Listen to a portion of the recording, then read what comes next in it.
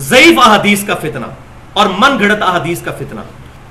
تو ایک میرا جملہ جو ہے یہ اپنے حرز جاں بنا دیں, اور وہ جملہ یہ ہے کہ منکرین حدیث پیدا ہی اس لیے ہوئے ہیں کہ ان لوگوں نے تمام ضعیف احادیث اور قصہ کہانیوں کو بھی اپنے عقائد و نظریات کا جو ہے منبع بنا لیا.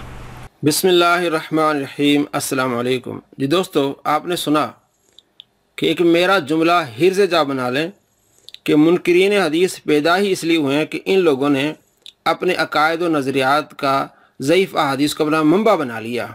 میں ابھی آپ کو دکھاتا ہوں کہ ضعیف احادیث کو اس نے منبع بنایا ہوا ہے. ضعیف احادیث بیان کر کے کس طرح فقہا پر تان کرتا ہے, کس طرح فقہا پر جو غلط باتیں کرتا ہے, نعوذ باللہ فقہا کو ابلیس کہتا ہے. خود یہ ضعیف حدیث بیان کر کے فقہا اور محدثین کو ابلیس کہہ رہا ہے. سنیے. ایک دوسرے کو ابلیس کہہ رہے ہیں. ابلیس کون ہے؟ مسند احمد میں صحیح سند کے ساتھ یہ حدیث ہے.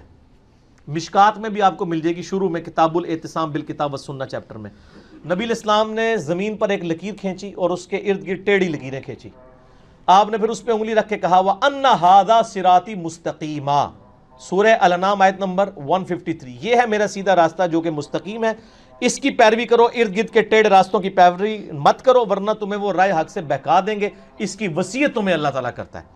وہ ابلیس کے راستے وہ ہیں. اور ابن ماجہ میں حدیث ہے 2 لکیریں اس طرف کھینچی اور 2 اس طرف, چاروں راستے ہی حق پہ ہیں. اب میں اشتان کے راستے ہیں, بیچ والا میرے سر, ہم بیچ والے پہ ہیں. امام اعظم محمد رسول اللہ صلی اللہ علیہ وسلم. اماموں کو ہم برا نہیں کہہ رہے. حضرت عیسیٰ علیہ السلام کے نام پہ عیسائیت کو ہم برا کہتے ہیں. امام حنیفہ, امام شافعی, امام مالک, امام احمد بن حنبل کے نام پہ فرقوں کو برا کہتے ہیں. ان اماموں کو تو ہم انہی کی تو حدیث کی کتابیں یہاں رکھی ہیں. جی دوستو, آپ نے دیکھا اور سنا ابلیس کون. پھر آگے بیان کیا کر رہا ہے کہ ابن ماجہ میں حدیث ہے کہ آپ صلی اللہ تعالیٰ علیہ وآلہ وسلم ارشاد فرمائیے بیچ والا راستہ میرا ہے, 2 ادھر کے راستے اور 2 ادھر کے راستے. 2 خط آپ نے ادھر سے نکالے, 2 خط آپ نے ادھر سے نکالے, چاروں راستے. یعنی فقہ حنفی والے, فقہ شافعی والے, فقہ مالکی والے, فقہ حنبلی والے, سارے نعوذ باللہ ابلیس کے راستے پر ہیں.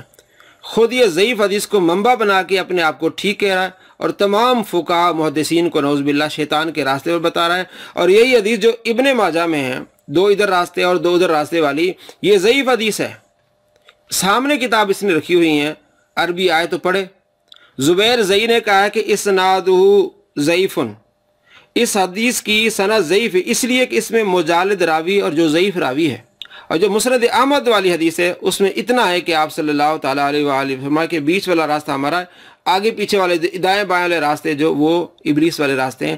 2 کا ذکر نہیں ہے. جس حدیث میں 2 خط ادھر آپ نے کھینچے, 2 خط ادھر آپ نے کھینچے, اور جس نے یہ تان کیا فقہا محدثین شوافع اور حنابلہ اور مالکی دوسروں پر, تو اس حدیث کے بارے میں اس کے خود بابا جی کہتے ہیں کہ یہ حدیث ضعیف ہے. ابن ماجہ حدیث نمبر 11, اسناد ضعیف, اس کی سند ہی ضعیف ہے.